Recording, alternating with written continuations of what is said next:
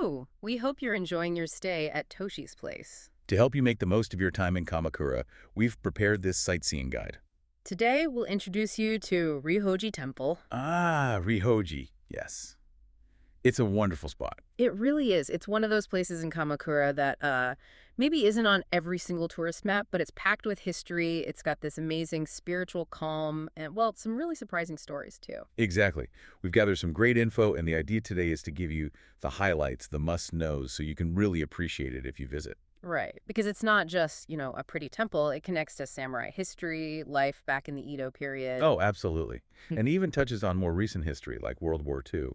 It really shows you how layers upon layers of the past can exist in just one place. It tells such a rich story about Kamakura in Japan. Okay, so let's start at the beginning. Ryuho-ji Temple. It's a Soto Zen temple, and it was founded way back in the early 16th century. Right smack in the middle of the Sengoku period, that really chaotic time of warring states in Japan. Definitely. And it wasn't originally called Ryuho-ji. It started as Zukoin. Mm-hmm. Founded by Hojo Tsunenari, he was the third lord of the nearby Tamanawa Castle, and this was his family temple. So right away, we're talking samurai lords, castles, classic Kamakura history in a way. Exactly. But that name, Hojo, it rings a bell for anyone who knows a bit about Kamakura history, right? Yeah. You think of the Hojo regents who were so powerful much, much earlier. Yeah, the ones who basically ran the Kamakura shogunate for a long time. Are these the same guys? Ah, good question. And no, they're not. This is super important. Ryuho-ji's Hojo are the later Hojo clan. A totally separate family, actually. Oh, okay, so not the original regents. Nope. These later Hojo were based out of Odawara Castle, but they cleverly adopted the famous Hojo name and even the family crest. Why would they do that? Well, think of it like historical branding almost. By taking the name and symbols of the earlier, really powerful and respected Hojo, they were borrowing that prestige, trying to legitimize their own power in a very unstable time. A smart political move, really. Huh. That's fascinating. A historical power play through naming. Pretty much. And then a bit later in the 16th century, the lord at the time, Hojo Ujikatsu, he moved the temple to where it is now. And that's when it got the name Ryuho-ji? That's right. He renamed it Ryuho-ji in honor of his father, Hojo Ujikatsu. So the name itself is a tribute within the family. Okay, so the temple is deeply tied to this later Hojo family and Tamanawa Castle. Absolutely. And you see that inside the main hall. Of course, you have the central Buddha statues, Shakyamuni Buddha with Manjusri and Samantabhadra, beautiful triad. Right, the main focus of worship. But lining the walls, you also find memorial tablets for those Tamanawa Castle lords we mentioned, Tsunenari, Ujishiji, Ujikatsu. It's like their spiritual home. Makes sense. Paying respects to the founders. But here's a really interesting detail. There's also a memorial tablet for Minamoto no Sanetomo. Wait, Sanetomo, the third shogun of the original Kamakura shogunate from centuries earlier? Exactly. Why would the later Hojo, this separate family, enshrine him? Yeah, what's the connection? It goes back to that legitimacy thing. By honoring the last shogun of that famous Kamakura period, they were subtly linking themselves to that golden age, suggesting they were the rightful successors, Another layer of their political strategy woven right into the temple's sacred space. Wow. Okay, so even the memorial tablets tell a political story. Now, you mentioned the main hall. I read something about statues. Lots of them. Oh, yes. This is visually really striking. Yeah. Along the walls of the main hall, there are 500 Rakan statues. 500. 500. Imagine that. These are statues of the enlightened disciples of the Buddha, each one unique. It creates this incredibly solemn, powerful atmosphere, really peaceful, very spiritual. You feel like you're surrounded by ancient wisdom. That sounds incredible. A must-see spot inside, then. Definitely. And don't just rush inside. The temple gate itself is worth appreciating. It's this beautiful old thatched roof gate. How old are we talking? It dates back to the Genroku era. That's the late 17th century. So it's been standing there for quite a while. Wow. And isn't there something carved near the gate? Something about food? Ah, yes. Good catch. Beneath the wooden plaque on the gate, there's a stone tablet, and it has an inscription. Kinkunshu. Which means? No alcohol or pungent foods. Things like garlic or onions, traditionally seen as stimulants or distractions from spiritual practice in some Buddhist traditions. So it's like a signpost for the temple's rules. Exactly. It signals you're entering a sacred space, a place of purity and discipline. Leave the strong flavors and indulgences of the world outside, focus the mind. It really sets the tone. And there's a view from the gate, too, isn't there, looking back? Yes, if you stand at the gate and look back out the way you came, you can see a place called Suidan. It's thought that this area might have once been part of the Tamanawa Castle grounds. So you get this direct visual link from the temple gate right back to its samurai castle origins. Past and present, right there. Socially, it's a nice little perspective. Okay, so we've got samurai lords, political branding, hundreds of statues. But Ryuho-ji has other stories too, right? More hidden gems. Oh, absolutely. It's not just about the big historical sweep. There's some really interesting, more intimate details. For instance, on the temple grounds, you can find the former Ishii residence. An old house. A very old house. Is built in the late 17th century, around the same time as the gate, actually. It belonged to a family who were vassals, like retainers, of the later Hojo. So connected to the same lords. Yes. And it's designated as an important cultural property. What's really unique about it is its structure. It's very closed off, almost defensive, with very few windows or openings on the outside.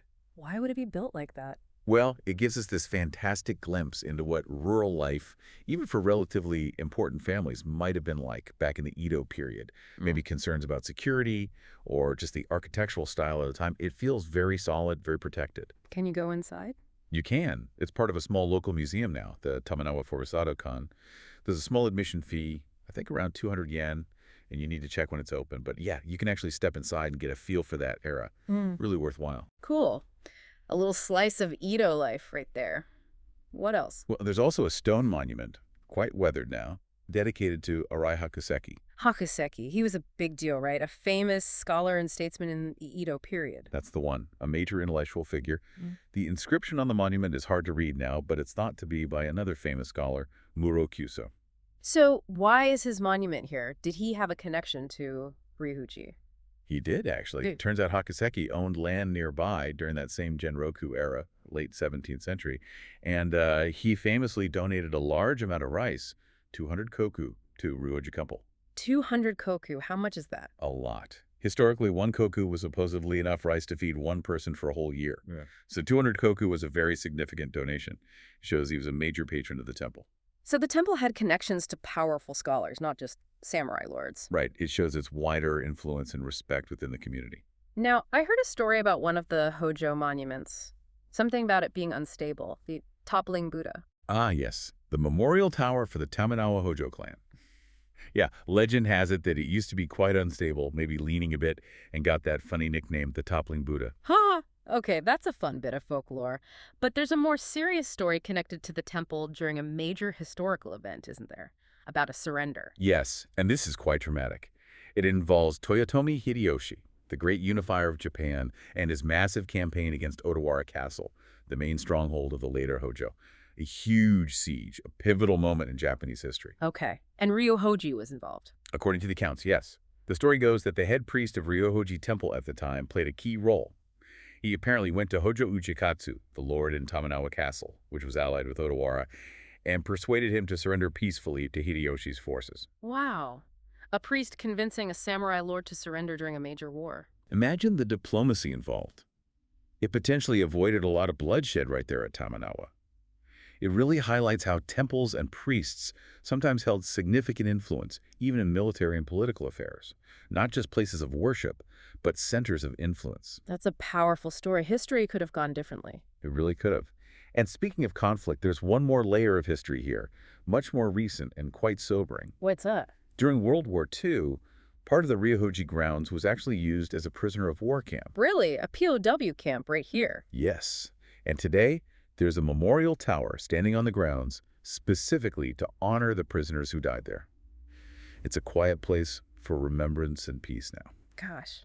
So from ancient samurai politics to Edo scholars to WWII, this temple has seen so much. It truly has. It's a place that holds centuries of human stories, moments of peace, moments of conflict, all within its walls. And it's not just about history, right? It's also supposed to be beautiful, especially with the changing seasons. Oh, definitely. The grounds are lovely throughout the year. In spring, you get the classic Japanese cherry blossoms. They have about 30 Sumeyoshino trees. Ah, the pale pink ones. Beautiful. Gorgeous. And there are other fruit trees, too, like peach and pear blooming alongside them. But Ryuho-ji is particularly famous for its peonies. Peonies, okay. Yes, big, beautiful peony flowers.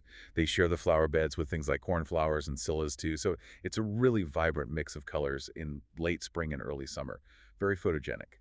Sounds lovely. What about other times of the year? Well, autumn is also pretty spectacular. There's a large ginkgo tree right near the main gate. Oh, I love ginkgo trees in autumn. Me too. And this one apparently turns a brilliant, dazzling yellow, and it just covers the temple grounds in this golden light. It must be breathtaking. So, whether it's spring blossoms or autumn leaves, there's always something beautiful to see. Exactly. The natural beauty really adds another dimension to the visit. It makes it a place you could happily return to at different times of the year just to see it transform. It feels like history breathing alongside nature. Okay, I'm convinced. If someone wants to visit Ryohoji, how do they get there? Is it easy to find? It's pretty accessible, actually. It's about a 15-minute walk from Afuna Station. That's a major station served by JR Lines and the Shonan monorail. 15 minutes walk. Okay, doable. Or if you take a bus from Afuna Station, you can get off at the Yukiato bus stop, and from there it's just a quick, maybe 3-minute walk. Good option if you don't fancy the walk. Definitely. As always, maybe check a map on your phone before you head out, just to be sure of the route. But it's not hidden away or anything. And if you're driving, they do have parking available. Okay, good to know. And opening hours. The temple grounds are generally open from 8 near in the morning until 5 real in the evening. Plenty of time to explore. Perfect. What about those temple stamps, the Goshwin? Can you get one there? Yes, you can. For visitors who collect Goshwin, those beautiful calligraphy stamps you can get at temples and shrines.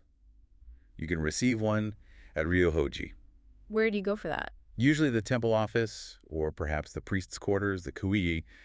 You'll likely see signs, or you can politely ask. It's a wonderful memento of your visit. Are there specific times for getting the Goshwin? They don't seem to have official hours posted everywhere, but generally you can expect them to be available between around 9:00 a.m. and 5:00 p.m.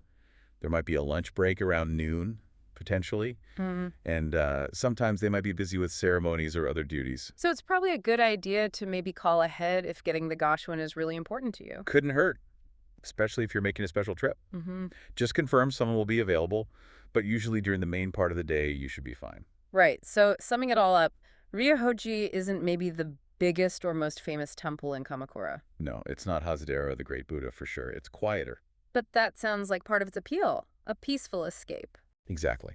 It's a place to get away from the main crowds, to slow down, and really connect with some deep history and local culture. You can wander the grounds, admire the statues, think about the samurai and the scholars. Contemplate the stories, see the changing seasons. It sounds like a place for, more thoughtful exploration. That's a perfect way to put it. It rewards taking your time. It's about discovering those hidden layers. What did you think? We hope the rest of your stay at Toshi's place will be filled with wonderful memories.